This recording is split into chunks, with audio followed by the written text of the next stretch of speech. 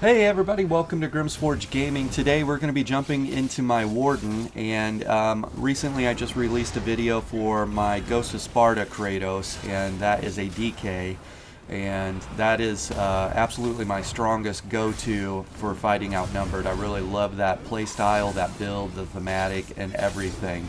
Anyways, if I needed to jump on the DC side, I have a Warden there, and this is my Old Man Kratos. And Old Man Kratos, if you had watched any of my videos over the last year, there was a particular video that I released called my Magni, and that playstyle was using Oakensoul like a one-bar setup. Old Man Kratos was not a one-bar setup. He also was not dual-wield. However, with the amount of speed that is in the game right now and the amount of CCs, crowd control effects, whether it be stuns, immobilization, slows, and roots, especially with flails, spammers, and everything else that's going on in the game, it's very hard to line up D-swings consistently on people. Just as you're getting ready to really do work on somebody, you're CC'd, stunned, immobilized, slowed, or rooted again, and you're having to break free, having to dodge roll, and you've lost contact with your primary target in outnumbered situations. And that sucks. I don't like that. And so what I did was I took the play style of Magni and I incorporated that into my my Old Man Kratos play. And so this is an Oakensoul play build. I've had a lot of success on this, and I think I probably have 10 battlegrounds recorded and some open world IC and open world Cyrodiil fighting outnumbered and stuff like that. So I'll probably cut up the battlegrounds over the next couple days and we'll get that going. It's important to stick through the build and then hear the how and the why. If you don't hear the how and the why, you're going to go put the build together, you're going to struggle and say this build sucks, and it's actually a learn to play problem because you didn't stick around. So there's my disclaimer on that, because that happens all the time. We get that all the time. Stop rambling, tell us the build. Okay, here we go. Oakensoul. You can see that we're running Swift. We are running Swift on all our jewelry. We're going to run Swift on our Oakensoul. Swift is important on this build because we don't have access to Major Expedition on the build with our current loadout. And so I found that running Swift on the jewelry was way more important than getting the little extra weapon and spell damage to drive up our tooltips just a little higher, because movement and speed is the best damage mitigation tool in the game. So, and there's no arguing that. Oakensoul loaded with abilities. Another thing too, if you listen to the past video talking about Oakensoul and where the value of this mythic is, the amount of resources that I save not having to maintain my major buffs is vital to this. I can just be 100% offensive for the most part and just go ham on people, and that's great. It's a very aggressive play style, and I don't have to maintain my armor buff. I don't have to maintain my major brutality, major sorcery. I also cannot have those taken away from me by different sets, Nocturnal's Ploy and things like that. And so it's dual purpose. It allows me to stay offensive, and it allows me not to have to expend the resources to maintain those things. So that's pretty nice. Now the first armor set that I have paired that with is going to be Way of Fire. Way of Fire, the 2-piece is weapon and spell damage, 3-piece is max stam, 4-piece is crit chance, which is good. I think we have a 26-27% crit chance on this, which is good considering we're a combination of heavy armor and medium armor. But then you see the 5-piece there. When you deal critical damage, when you deal damage with a weapon, you deal an additional 4k flame damage. This effect can occur once every 2 seconds.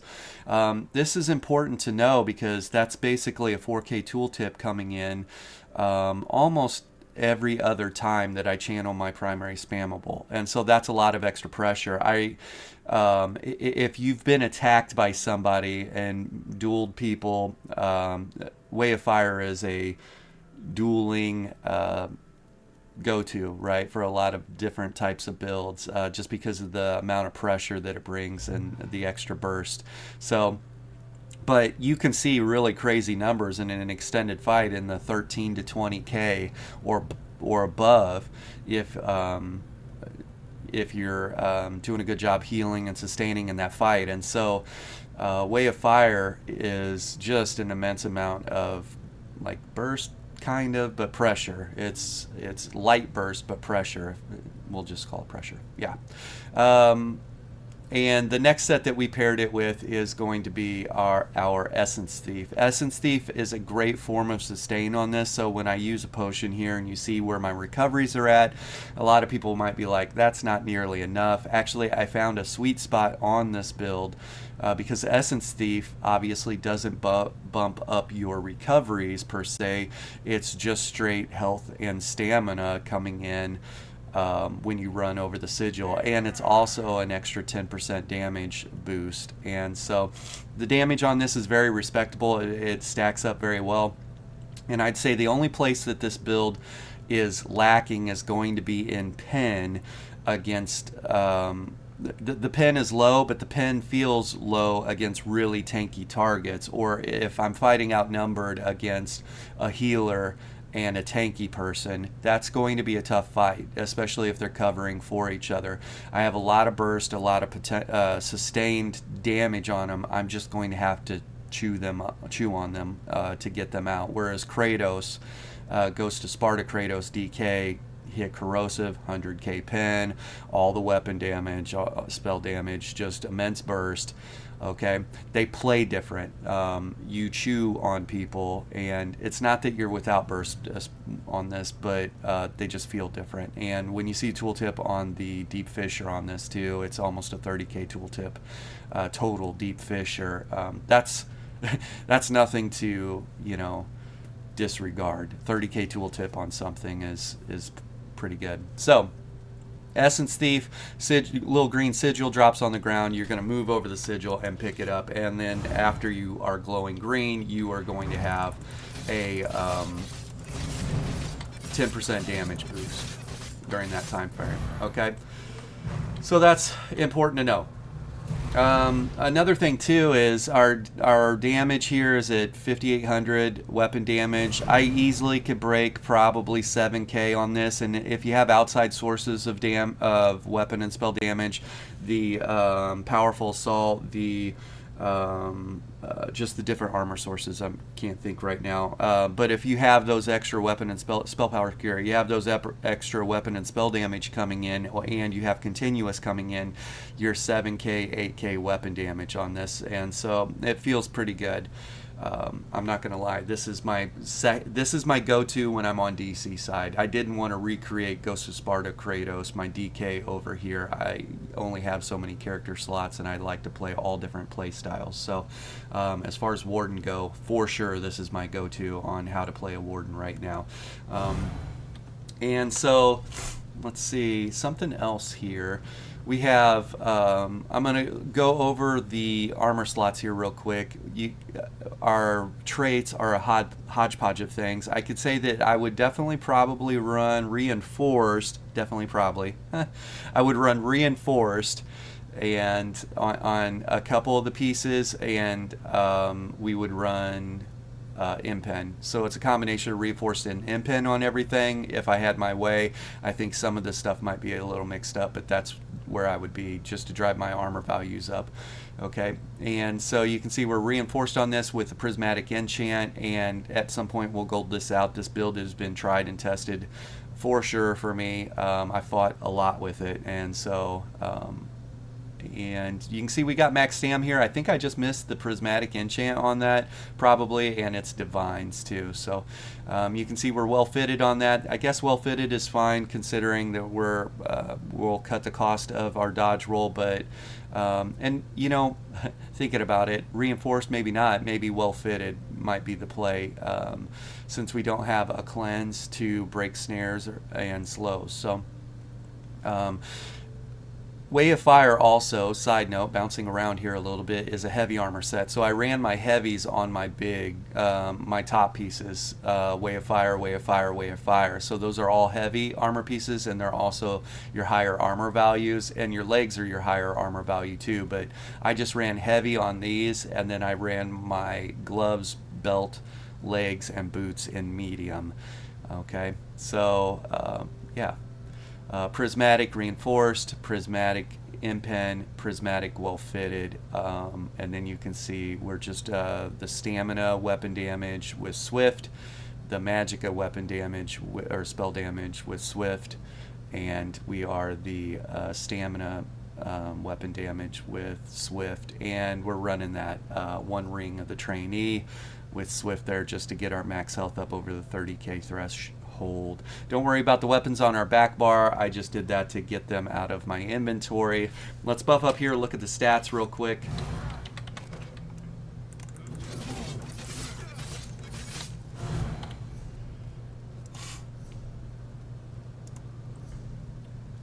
Okay, 1500 mag recovery, 1200 health recovery, 1700 stamina recovery. Keep in mind, Essence Thief, those don't go into this, and so the recoveries on this feel just fine. 5400 weapon and spell, or 5800 weapon damage.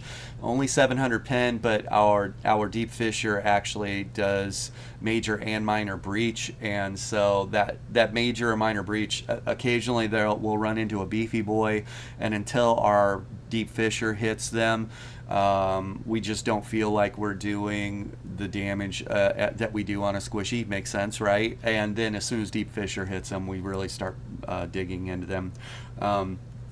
That's important to note. And let's pick up, we're going to pick up the sigil and look at the tooltips here real quick. We got 3,500 on our rapid strikes, almost 30k if you add these together. It's 30k, 13,000 on our first hit, 18,000 on our second hit, 9k. Our sigil dropped off here. Let's do this again.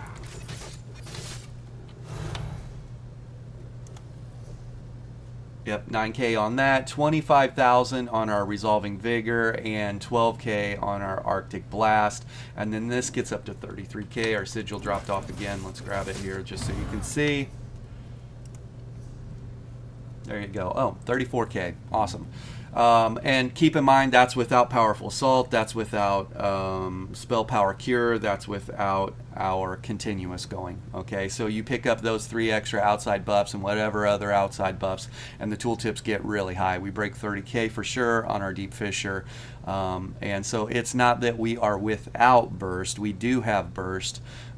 We just need to line up our Deep Fissure on people. And as long as our Deep Fissure, as long as we're channeling, like we preemptively hit our Deep Fissure and then start channeling our rapid strikes on someone, they're usually going to be in front of us, right? If we're channeling this effect for this to hit them. And so that's usually what I do. Just cook this or hit it and then just start going to work on people. So that's nice. Now, a couple things about the abilities. I played the Magni playstyle like this, and let's go through it. We'll talk about this. Rapid strikes, that's really nice pressure, and it continually becomes more and more pressure. Keep in mind that your Way of Fire is proccing off of this just continually ticking on people, and so this is a 0.8 seconds, so we'll just say it's a 1 second cast time. So by the time this is done, it's basically every cast or every other cast your Way of Fire is triggering again. And so Way of Fire, the way I viewed it, was Way of Fire working along with Rapid Strikes. What's that tooltip look like? Those working together, and it was a really high tooltip. And so while it's pressure, it's also a little bursty. I liked where it was at. People definitely feel that. As soon as you start channeling this and Way of Fire is going, they'll know it. And then Deep Fissure hits them and nukes their face and applies the debuff, and now all of a sudden your rapid strikes are really chopping into them. Okay, you saw the 13k first hit on Deep Fissure after 3 seconds. It's a delayed attack, and so I do have to cook it, and cooking it means that you hit it preemptively before you jump into the fight. I'm seconds within engaging my target, or they're just around the corner. Hit it before I go. And then keep in mind that it's going to be a full 6 seconds until the 18k one hits. That's fine. That 6 seconds of waiting for this burst to hit them and chunk their face off gives you a lot of channels of rapid strikes, and so it's a super easy rotation, right? Just cook this and line them up and then just start hacking away. And you can see that in this gameplay footage that I'll have coming out for Kratos, and then go back and watch my Magni. I was not using Way of Fire for that. I was using Hemjaws and Essence Thief, so half of the armor set. But it's really darn effective and very simple. Whirling Blades is my execute, and it's supposed to be undodgeable, but I see people dodge rolling this now. Who knows what's going on? I have very good latency, very good frames per second, and I still see missed or dodged, and it's like, really? Whatever. Anyways, AoE execute, supposed to be undodgeable unless they changed that and didn't let us know. Awesome. Resolving Vigor has minor resolve attached to it. This is my heal over time. The tooltip on it is not bad, and you can bump this tooltip up if you're doing CP battle or CP Cyrodiil CP IC, and we'll show you how to do that. Arctic Blast has an okay tooltip at 12, 13k. It'll get up there 14k or whatever. To be honest, this ability has not felt right for the last 2 patches after some changes to it, and the fact that it's a burst heal is pretty cool. It doesn't feel like a burst heal. Like, I can hit it while we're in here, and you might see a 20k crit heal on it. There's 13k without a crit on it, but I can hit it. I've seen a 20k crit heal on it, right? But it just doesn't feel like Coag on a DK, right? DK go burr. It doesn't feel like Coag. Another thing too is the CC that's attached to it. It's an area of effect CC. That's nice, but it's after 2 seconds. And so it's not ultra reliable as far as lining up your burst. So I don't use this with the sole intent of landing this. If I want to land my Deep Fisher, I have to have them in front of me dead to rights. You can't count on hitting this and 2 seconds later them being in the right position or me being in the right position to make this hit. So it's unreliable in that regard, but it's reliable in the fact that you can fight outnumbered with it. And if you're surrounded by 4 or 5 people, hitting this, as long as they're off CC immunity, will give your heals and your damage income that's incoming a reprieve, right? Because burst heal hot, and so anyways, that's important to know, that that 2 second delay on the stun is not very reliable, but better than, you know, I run Ghost of Sparta without a CC altogether outside of Rush of Agony pulling people, and it's not necessarily a stun, right? It's just replacing or repositioning them, right? So having access to a stun is nice, but after 2 seconds, you know.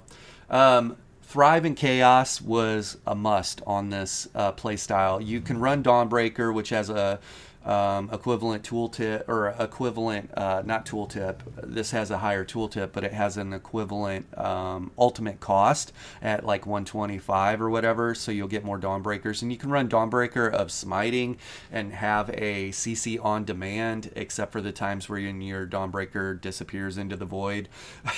But what I found was the heal from this was very important. And when we talk about the combination of pressure and burst, you know, you got a 30k Deep Fisher that's cooking, right? And you got Rapid Strikes and Way of Fire applying an ample amount of pressure. And this also has a very small dot component as well. So there's a dot coming in from that. But the dot on your Thriving Chaos is enough to pressure tanks, right? Unless they're standing there and they're just a block tank or whatever.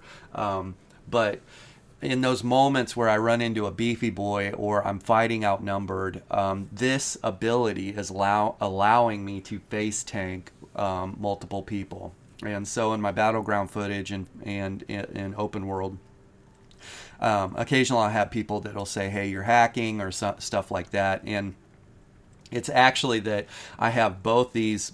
I don't have a healer in the group. Maybe I'm solo, or I'm just running with another, like a buddy, you know, one of my friends.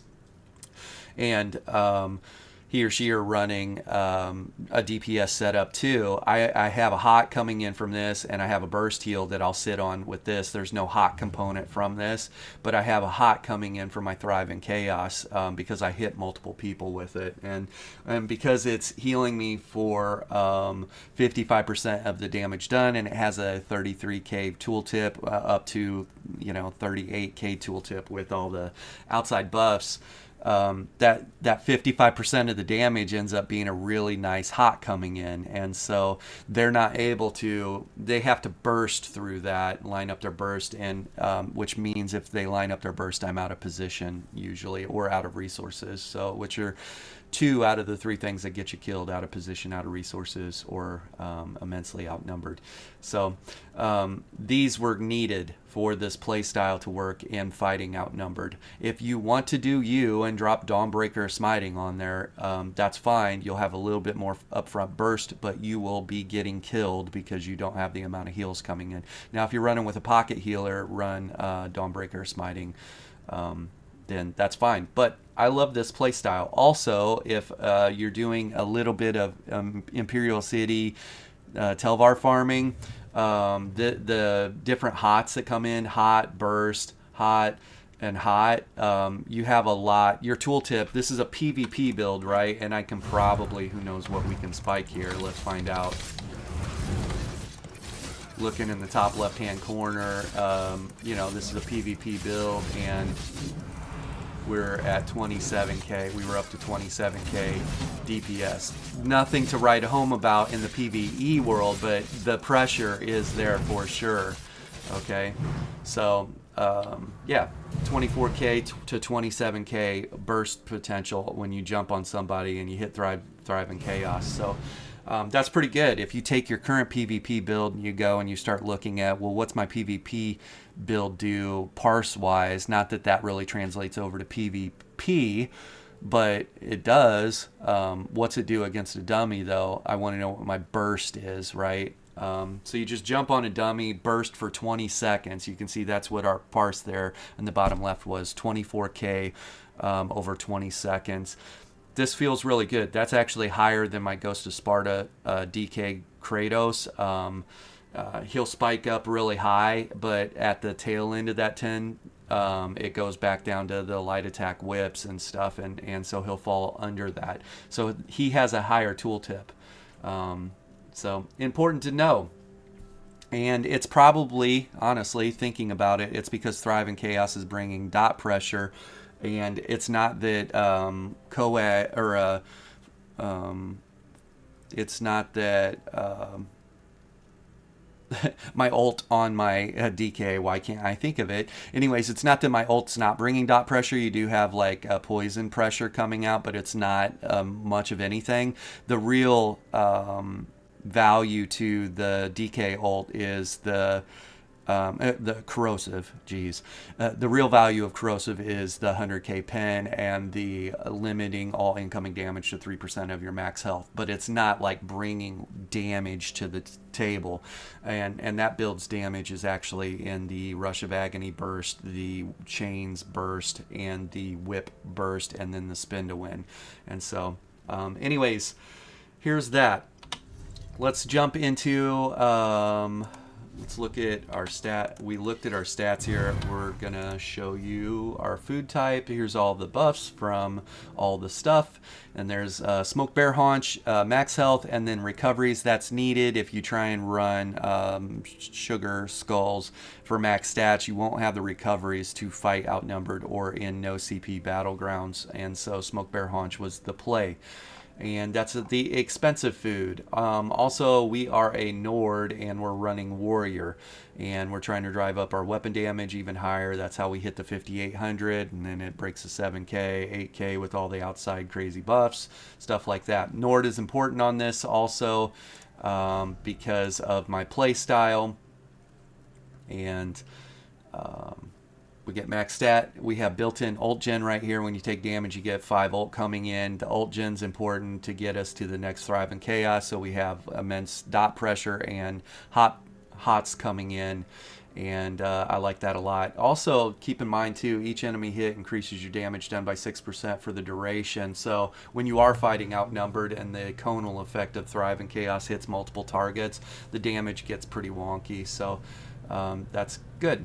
We have more resistances here in Rugged as a Nord, and because I'm fighting outnumbered most of the time or in battlegrounds, you'll see me off 1v4ing or 1v8ing, just looking for fights and trying to test the build and stuff like that.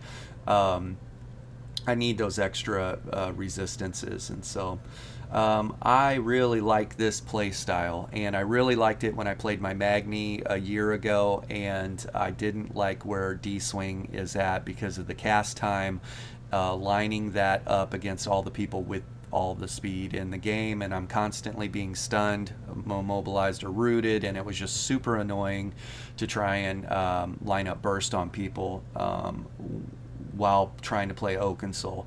And so you could run Race Against Time or something like that, but where do you drop that at? Where do you drop Netch, when you're running an Oakensoul? And so something's got to give when you're running Oakensoul. This was the play. Okay, let's jump into the CP, then we're going to jump into our styles, and that's it.